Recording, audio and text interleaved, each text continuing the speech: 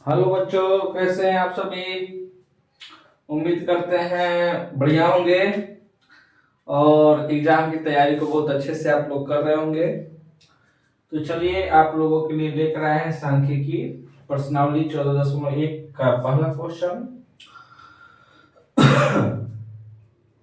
हमारा पहला क्वेश्चन है कि विद्यार्थियों के एक समूह है जिनके द्वारा पर्यावरण संचेतना अभियान के अंतर्गत एक सर्वेक्षण किया जा रहा है। यानी विद्यार्थी जो है एक गांव में जा रहे हैं, मोहल्लों में जा रहे हैं और वो क्या पता कर रहे हैं कि वो देख रहे हैं कि जो लोग हैं वो अपने घरों में कितने कितने पौधे लगाए हैं ताकि पर्यावरण सुरक्षित रहे, और उसका आंकड़ा हमको दिया हुआ है। इस आंकड़े के द्वारा हमको इस आंकड़े का माध्य निकालना है। क्या निकालना है? माध्य निकालना है। माध्य को बाबू अंग्रेजी में हम बोलते हैं मीन। क्या बोलते हैं? मीन। ठीक है। इस आंकड़े का हमको क्या निकालना है? मीन निकालना है और उसके हिसाब से बताना है कि औसतन कितने परिवार जो है कि औसतन प्रति परिवार कितने पौधे लगाते हैं। तो चलिए हम इस क्वेश्चन को सॉल्व करते हैं। सबसे पहले क्या करेंगे बच्चों, जो पौधों की जो संख्या दी हुई है ये क्या है, इसको वर्टिकल फॉर्म में लिख लेंगे। सबसे पहले यहाँ पे ऊपर लिख देंगे पौधों की संख्या। क्या लिख देंगे? पौधों की संख्या, और एक सीधी लाइन खींच देंगे। यह जो क्वेश्चन है, यह जो चैप्टर है बाबू बहुत इंपॉर्टेंट चैप्टर है। इस चैप्टर से निश्चित रूप से 10 नंबर का क्वेश्चन आता है और आप इसके कोई भी एक टॉपिक को अच्छे से अगर पढ़ लीजिएगा तो सारे टॉपिक आपके आसानी से हो जाएंगे। तो चलिए बच्चों, यहाँ पे दे दिया है पौधों की संख्या। पौधों की संख्या में क्या है, यहाँ पे 0 से 2, यानी 0 से 2 के बीच में पौधों लगाने वाले घरों की संख्या कितनी है? एक है। यानी एक ऐसा घर है जिसमें 0 से अधिक पौधे लगे हैं लेकिन 2 से कम पौधे लगे, यानी इस घर में कितने पौधे लगे हैं? एक पौधे लगे हैं। दूसरा घर है इसमें 2 से 4 के बीच में पौधे लगे हैं। कितने घर हैं? 2 घर। यानी 2 घर ऐसे हैं जिसमें 2 से 4 के बीच में पौधे लगे हैं। 2 से 4 के बीच में कहने का मतलब क्या है कि 2 से अधिक और 4 से कम, यानी कितने पौधे लगे हैं? 3 पौधे लगे हैं। कितने लगे हैं? 3 पौधे लगे हैं। इस चीज को और आप इस नेक्स्ट क्वेश्चन में समझिएगा। बाबू क्वेश्चन करना सबसे बड़ी बात नहीं होती, उस क्वेश्चन को आप समझ लीजिएगा ना। तो एक क्वेश्चन को अगर आप अच्छे से समझ ले रहे हैं तो आप इसके अनगिनत कितने भी क्वेश्चन को आप बना लीजिएगा। लेकिन सबसे मेन चीज क्या होता है कि आप उस क्वेश्चन को समझ रहे हो कि नहीं, वो क्वेश्चन क्या कह रहा है। अभी तो ये बातें आपको थोड़ा सा और लग रहा होगा कि सर ये क्या समझा रहे हैं, लेकिन इसी चीज को अगर आप समझ जाइएगा तो आप इस क्वेश्चन को करने में आपको कोई भी दिक्कत नहीं होगा। चलिए उसके बाद से 4 से 6, यानी 4 से अधिक पौधे लगे हैं लेकिन 6 से कम लगे हैं। यानी कितने पौधे लगे हैं? 5 पौधे लगे हैं। लगभग कितने पौधे लगे हैं? 5 पौधे लगे हैं। यह हमारा नेक्स्ट क्वेश्चन में नेक्स्ट जो स्टेप हम करेंगे तो उसमें हम आसानी से देख भी लेंगे। ठीक है ना। 6 से 8 के बीच में 5 घर हैं। ठीक है। 8 से 10 के बीच में कितने घर हैं? 8 से 10 के बीच में कितने घर हैं? 6 घर हैं। उसके बाद से 10 से 12 के बीच में कितने घर हैं? 2 घर हैं। उसके बाद से 12 से 14 के बीच में 3 घर हैं। सबसे पहली बात जान लीजिए बाबू, यहाँ पे एक क्वेश्चन और दिया हुआ है, इसका क्या निकालना है? माध्य निकालना है। इसके साथ साथ इसमें बताना है कि किस विधि का आपने प्रयोग किया है। तो सबसे पहले मैं बता दूं बाबू, इसमें हमने प्रत्यक्ष विधि का इस्तेमाल किया है। प्रत्यक्ष विधि का प्रयोग किया क्योंकि क्योंकि जो घरों की संख्या है F1 है, ठीक है, और जो आपका इसमें जो X1 होगा का मान कम है। कहने का मतलब क्या है कि हमको इस आंकड़ा का माध्य निकालने में प्रत्यक्ष विधि का उपयोग करना पड़ा। क्यों करना पड़ा? क्योंकि हमने यहाँ पे देख रहा है कि यहाँ पे जो घरों की जो संख्या है वो किसमें उसका जो वैल्यू है वो क्या है, बहुत छोटा है। तो इसलिए इसमें हमने किसका प्रयोग कर लिया, प्रत्यक्ष विधि का प्रयोग कर लिया। उत्तर में आप नीचे एक लाइन में छोटा सा लाइन में लिख दीजिएगा, प्रत्यक्ष विधि का प्रयोग किया क्योंकि F1 X1 का मान क्या है, कम है। आप आगे देखिएगा X1 क्या है, F1 क्या है, इसको समझिएगा। पौधों की जो संख्या है बाबू, यह जो है इस श्रृंखला है, क्या है, श्रृंखला है। जब देखो 0 से 2, 2 से 4, 4 से 6, ये लगातार दिया हुआ है ना, यानी 4 के बाद मतलब क्या है, 2 से 4, 4 से 6, 6 से 8, ये लगातार क्या है, श्रृंखला बनी हुई है। इस प्रकार की श्रृंखला को हम बोलते हैं समावेशी श्रृंखला। कौन सी श्रृंखला बोलते हैं बाबू, समावेशी श्रृंखला, ठीक है। अंग्रेजी में इसको बोलते हैं इंक्लूसिव सीरीज। क्या बोलते हैं, इंक्लूसिव सीरीज। इंक्लूसिव सीरीज इसलिए बोला जाता है क्योंकि ये 0 से 2 यहाँ पे लिखा है लेकिन 2 इसमें नहीं है, 2 इसमें है, यानी किसी वैल्यू को यहाँ पे छोड़ना नहीं है, ठीक है ना। यानी ये वैल्यू क्या है, इसमें इंक्लूड है, क्या है, यह वैल्यू इसमें इंक्लूड है, यह वैल्यू इसमें इंक्लूड है। इसलिए इस श्रृंखला को हम क्या बोलते हैं, समावेशी श्रृंखला। और ये जो श्रृंखला है ये लगातार चलती रहती है, इसलिए इसको कभी कभी कॉन्टिन्यूअस सीरीज के नाम से भी जाना जाता है, कॉन्टिन्यूअस सीरीज।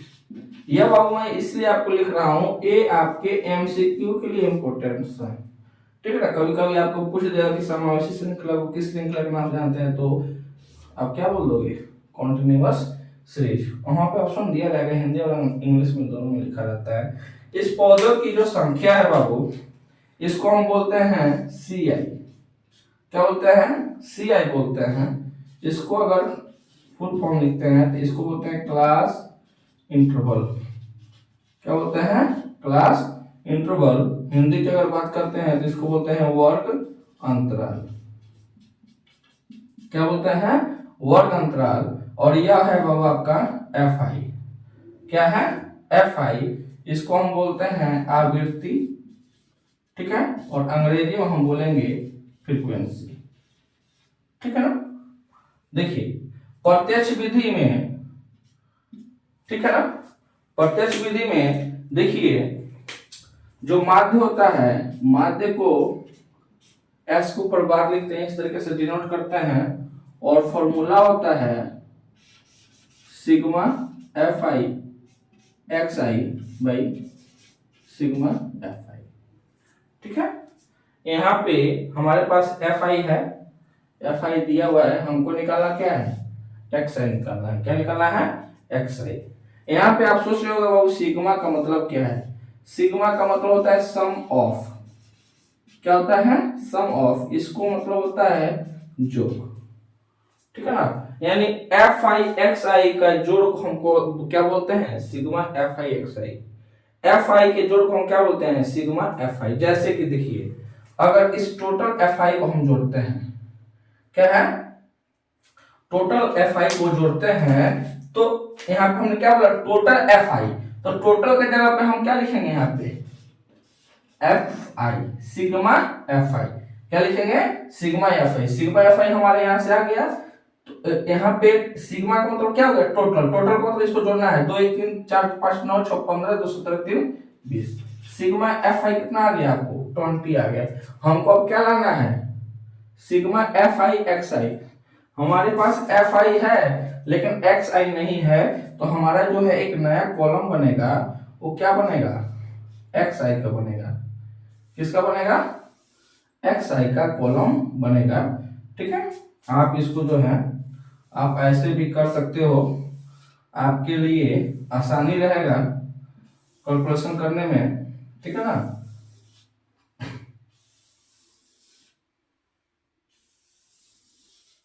चलिए, जो हमारा एक्स आई होता है, क्या होता है, एक्स आई होता है, एक्स आई का फॉर्मूला होता है L1 प्लस L2/2। क्या होता है, L1 प्लस L2/2।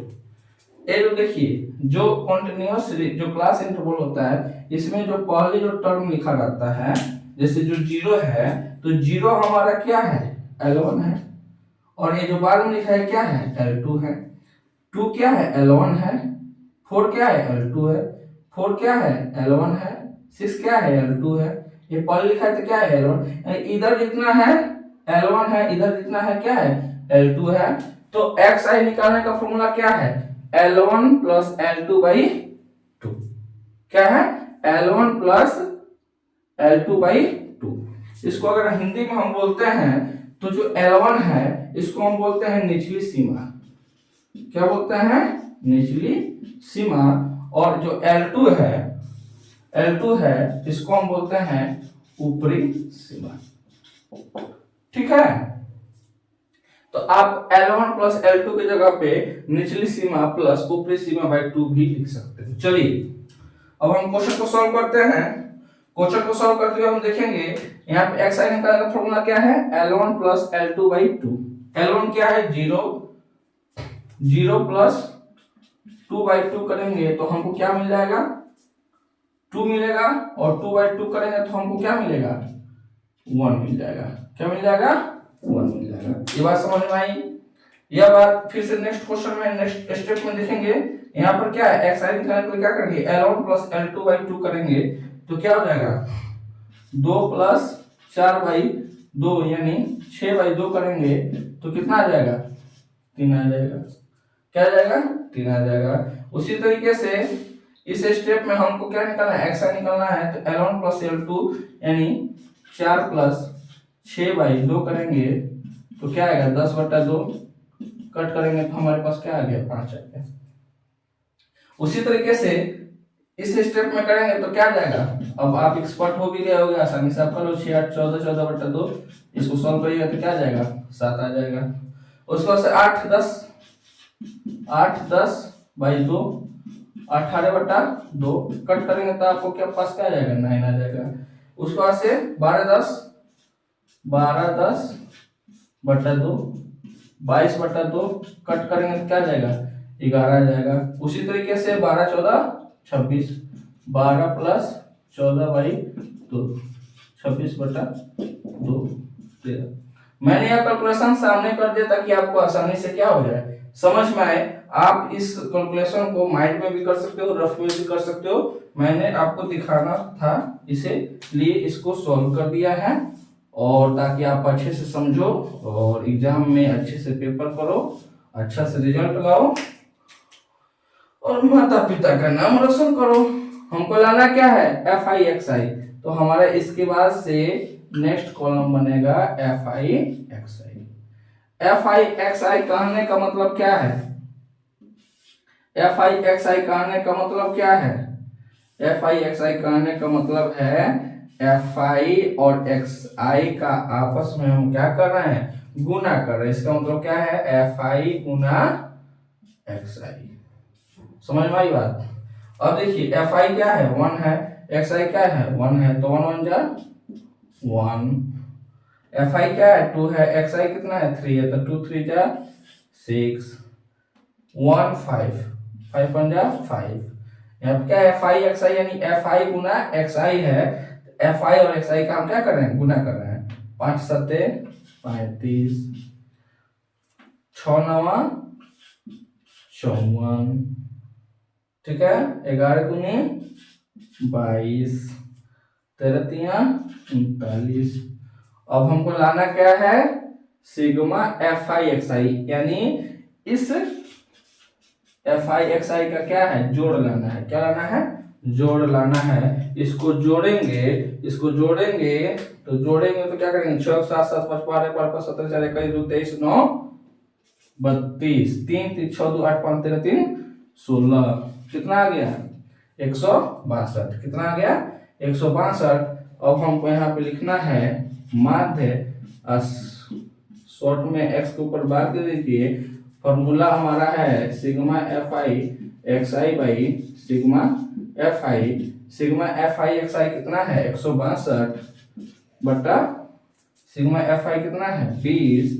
ये जीरो कट करिएगा तो यहाँ पे डेसिमल आ जाएगा। आपका आंसर जो है 8.1, यानी लगभग क्या है? लगभग 8.1 घर, क्या है?